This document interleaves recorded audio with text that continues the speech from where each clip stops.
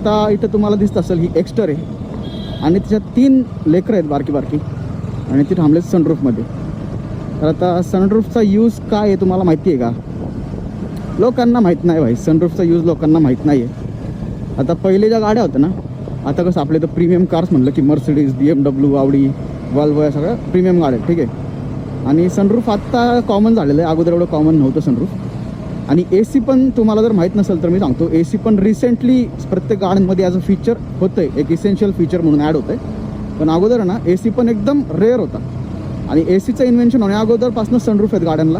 कारण गाडीमध्ये हवा खेळती असली पाहिजे, गाडी जास्त गरम नको व्हायला, आज जे बसले त्यांना जास्त गरम नको व्हायला, या कारणास्तव सनरूफ बनवले होते.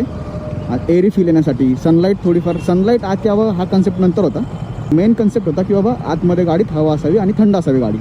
आता हे सगळ्यांचंच असतं, कारण काय होतं इमर्जन्सीमध्ये जर कोण अचानक समोर आलं, कुत्रा आला आडवं, तुम्ही ब्रेक दाबला आणि ते आपटलं पोरगं किंवा जे आत बाळ आहे किंवा एखादा मोठा माणूस आहे, आपटला नाला सनरूफमधनं बाहेर पडला गाडी समोर, मग काय करणार तुम्ही?